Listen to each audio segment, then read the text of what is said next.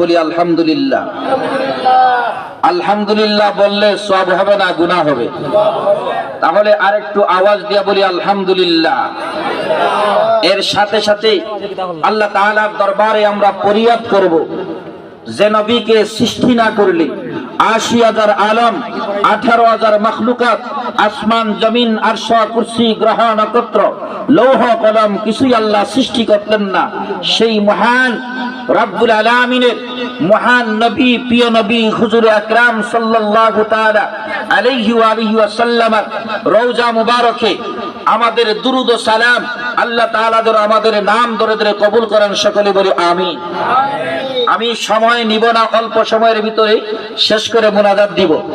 কারণ আমি কুরআনুল কারীম থেকে একটা আয়াত তেলাওয়াত করেছি, হাদিসে তাবারক থেকে একটা হাদিস তেলাওয়াত করেছি। সব সময় আমি কথাগুলো বলবো, কারণ আমরা প্রতিদিন ওয়াজ শুনি, ঠিক কিনা বলেন?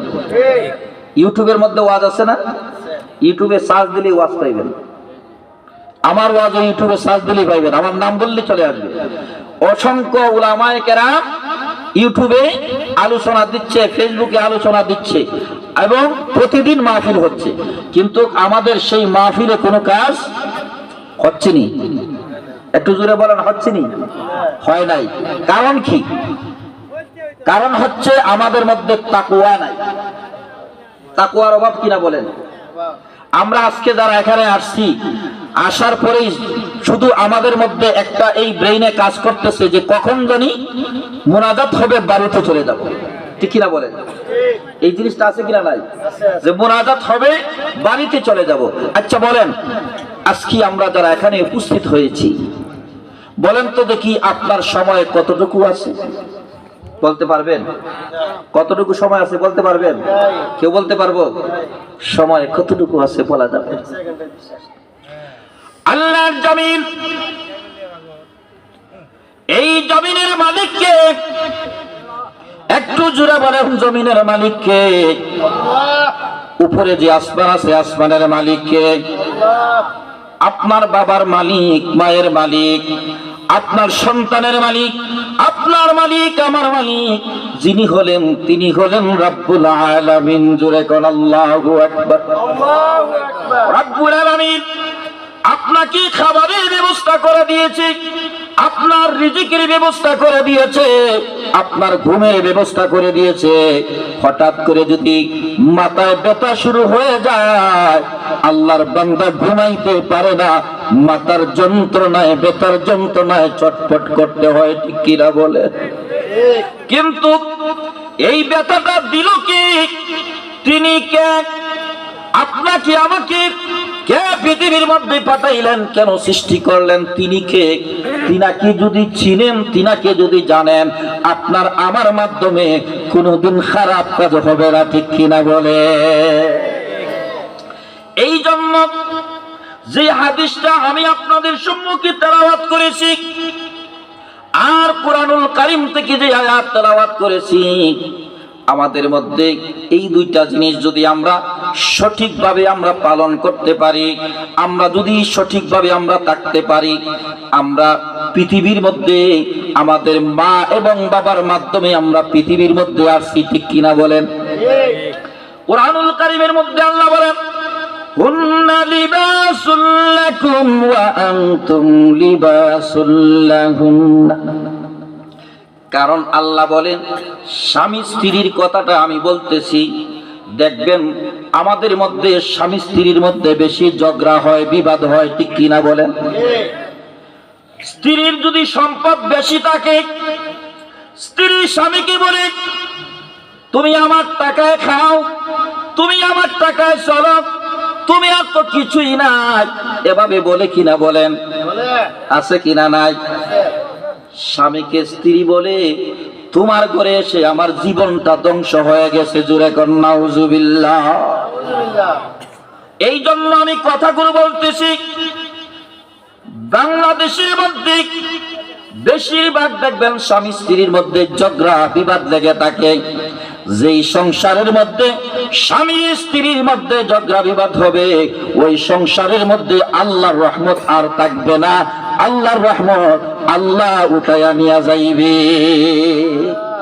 তাহলে এখন পার্সেন্টেজের মধ্যে যদি আসেন, কত পার্সেন্টেজ হবে স্বামী স্ত্রীর মধ্যে ঝগড়া? বেশি লাগে না? 90 ভাগ। এই জন্য আমরা এমন ভাবে সন্তানের যখন বিবাহ দিবে, এমন একটা নারী, এমন একটা মেয়ে নির্বাচন করবেন, যেই মেয়েটা সংসারে আসার পরে আপনার সংসারে রহমতের দরজা খুলে যাবে, ঠিক কিনা বলে? হুন্না লিবাসুল লাকুম ওয়া আনতুম লিবাসুল লাহুন্না। স্বামী আর স্ত্রী হলো পোশাক, একজন আরেকজনের পোশাক। যদি আপনার পোশাকটা খুলে যায় তাহলে আপনার কেমন লাগবে? তদ্রূপ স্বামী স্ত্রীর মধ্যে এমন একটা সম্পর্ক, যেই সম্পর্কটা হলো আপনার পোশাক যদি থাকে না, আপনার ভালো লাগবে না, আপনাকে উলঙ্গ অবস্থায় দেখা যাবে। তদ্রূপ আল্লাহ তাআলা আপনার জন্য, আমার জন্য স্ত্রীকে বানিয়ে দিয়েছেন পোশাক স্বামীর জন্য, আর স্বামীকে বানিয়ে দিয়েছেন স্ত্রীর জন্য পোশাক। জোরে কন্যা সুবহানাল্লাহ। আমাদের কাছ থেকে ভালো সন্তান আশা করা যায় না, এই জন্য আমাদের স্বামী স্ত্রীর মধ্যে এত ঝগড়া বিবাদ, স্বামী স্ত্রীর মধ্যে মহব্বত নাই। কোরআনুল কারীমের মধ্যে আল্লাহ পাক বলেন, ওয়া আশিরুহুন্না বিল মা'রুফ। আল্লাহু আকবার বলে, মহব্বত বলে আল্লাহু আকবার। স্বামী স্ত্রীকে কি করতে হবে? ভালোবাসতে হবে, মহব্বত করতে হবে। আর যদি ভালোবাসে না, মহব্বত করে না, কথায় কথায় পিটা দেয়, কথায় কথায় গালি দেয়, কথায় কথায় ঝগড়া করে, ওই সংসারে কখনো শান্তি থাকে না, অশান্তিতে বিরাজ করে। আর যে হাদিস আমি আপনাদের সম্মুখে তেলাওয়াত করেছি, হযরত আব্দুল্লাহ ইবনে উমর রাদিয়াল্লাহু তাআলা আনহু হাদিস কানা বর্ণনা করেছেন, মুসলিম শরীফের হাদিস। ক্বালা ক্বালা রাসূলুল্লাহ সাল্লাল্লাহু আলাইহি ওয়াসাল্লাম, আদ-দুনিয়া মাতাউ কুল্লুহা। আল্লাহর নবী বলেন, দুনিয়াটা হলো বিশাল একটা সম্পদ, ঠিক কিনা বলেন? এই দুনিয়াটা একটা সম্পদ। আমার নবী বলেন, আদ-দুনিয়াউ মাতাউ কুল্লুহা। এই দুনিয়াটা হলো বিশাল একটা সম্পদ। ওয়া খায়রু মাতা'id দুনিয়া। আর আল্লাহর নবী বলেন, আল বারআতুস সালিহা, নেককার স্ত্রী হলো আপনার আমার জন্য বিশাল একটা সম্পদ।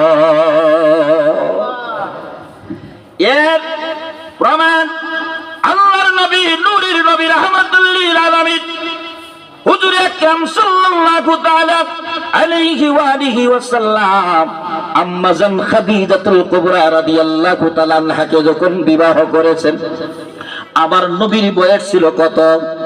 কত? জোরে বলেন কত? শিখতে হবে। কত ছিল? জোরে বলেন কত? যদি না শিক্ষা যান তাহলে ওয়াজ শুনে লাভ নাই। আম্মা জান খাদিজাতুল কুবরা রাদিয়াল্লাহু তাআলা আনহার বয়স কত ছিল? আর আমার নবীর বয়স কত ছিল? 25। 25 আর 40 ব্যবধান আছে কিনা? নাই। আম্মা জান খাদিজাতুল কুবরা রাদিয়াল্লাহু তাআলা আনহার বয়স 40। আমার প্রিয় নবী হুজুর আকরাম সাল্লাল্লাহু আলাইহি ওয়াসাল্লামের বয়স হলো 25। আর আম্মা জান খাদিজাতুল কুবরা রাদিয়াল্লাহু তাআলা আনহার এত সম্পদ ছিল, এত সম্পদ ছিল, ওই জমিনে আম্মা জান খাদিজাতুল কুবরা রাদিয়াল্লাহু তাআলা আনহার মতন ধনাঢ্য মহিলা আর কেউ ছিল না। জোরে কন্যা সুবহানাল্লাহ। যখন আম্মা জান খাদিজাতুল কুবরা রাদিয়াল্লাহু তাআলা আনহাকে আল্লাহর নবী বিবাহ করবেন, তখন ওনার এত সম্পদ, তখন মানুষ এলাকার কথা বলতে শুরু করলো যে খাদিজাতুল কুবরার এত সম্পত্তি, উনি কেন একটা গরিবকে বিয়ে করলেন? অর্থহীন, টাকা নাই, পয়সা নাই, তিনাকে কেন বিয়ে করলেন? এই কথাটা বললেন। তখন খাদিজাতুল কুবরা রাদিয়াল্লাহু তাআলা আনহা, খাদিজাতুল কুবরা রাদিয়াল্লাহু তাআলা আনহা তখন এই কথা যখন বলা বলি শুরু হয়ে গেছে যে তিনার সম্পদ বেশি আর আল্লাহর রাসূলের সম্পদ নাই, তিনি গরিব ছিলেন, অভাব ছিল, টাকা পয়সা ছিল না, তখন মানুষ বলা বলি করতেছে। এই জন্য খাদিজাতুল কুবরা রাদিয়াল্লাহু তাআলা আনহা কি করলেন? তোমরা যে বলা বলি করতেছো আমি একটা গরিব সন্তানকে কেন বিয়ে করতেছি, তোমরা কি জানো? তখন বললো, হ্যাঁ, এটা কেন করবেন? এই গরিব সন্তানকে আপনি বিয়ে করবেন কেন? কারণ আপনি তো বিশাল সম্পত্তি, আপনি এটা ঠিক না। তখন আম্মা জান খাদিজাতুল কুবরা রাদিয়াল্লাহু তাআলা আনহা বলেন, দেখো আমি কেন এই হযরত মুহাম্মদ সাল্লাল্লাহু আলাইহি ওয়াসাল্লামকে বিবাহ করলাম, তোমরা দেখো। তখন তিনি কি করলেন, তিনার সমস্ত সম্পত্তিগুলা আল্লাহর নবীর নামে লিপিবদ্ধ করে দিলেন। জোরে কন্যা সুবহানাল্লাহ। ওনার যত টাকা পয়সা ছিল, অর্থ ছিল, যা কিছু আছে সব আল্লাহর নবীকে দান করে দিলেন। জোরে কন্যা সুবহানাল্লাহ। এখন আম্মা জান খাদিজাতুল কুবরার কি সম্পদ আছে? এখন কি নাই? আম্মা জান খাদিজাতুল কুবরা রাদিয়াল্লাহু তাআলা আনহা বলেন, ও পৃথিবীর মানুষ, তোমরা এতদিন বলা বলি করেছো আমি কেন সমস্ত সম্পত্তি আমি দিয়ে দিলাম, আমার এত সম্পত্তি, কারণ এখন তো আমার কাছে কিছুই নাই, আমি গরিব, আমার কোনো টাকা নাই, অর্থ নাই, সম্পত্তি নাই, আমি সব দান করে দিলাম, আল্লাহর নবীকে দান করে দিলাম। এখন আমি ওই ধনাঢ্য ব্যক্তিকে বিবাহ করতে পারি কিনা? জোরে কন্যা সুবহানাল্লাহ। কারণ আর তোমরা বলা বলি করতে পারবে না, কারণ আমার এখন কিছুই নাই, আমার যা কিছু আছে সব কিছু আমার স্বামীর। জোরে কন্যা সুবহানাল্লাহ। আল্লাহর নবী কি এটাই আমাদেরকে শিক্ষা দিয়েছেন, কারণ স্ত্রীর কাছে কিছুই নয়, সব হচ্ছে স্বামীর কাছে, ঠিক কিনা বলে? আর যে পুরুষ স্ত্রীর কাছে বিক্রি হয়ে যাবে, সেই পুরুষের দুনিয়ায়ও দাম নাই, আখিরাতেও দাম নাই, ঠিক কিনা বলে? এই জন্য নিজেকে তৈরি করতে হবে দ্বীনের জন্য, পরকালের জন্য। নিজেকে এমন ভাবে তৈরি করতে হবে যে আপনার আল্লাহর রাসূল সাল্লাল্লাহু আলাইহি ওয়াসাল্লাম যেই পথ আমাদেরকে শিক্ষা দিয়েছেন, যেই মত আমাদেরকে শিক্ষা দিয়েছেন, ওই পথ এবং মত অনুযায়ী যদি আমরা না চলতে পারি, দুনিয়ার জিন্দেগিতেও আমরা ডুববো এবং পরকালেও আমরা ডুবে যাব। আল্লাহ তাআলা যেন আমাদের সকলকে পরকালের জীবনকে সুদূর করার জন্য আল্লাহ তাআলা যেন আমাদেরকে তৌফিক দান করেন। সকলে বলি আমিন।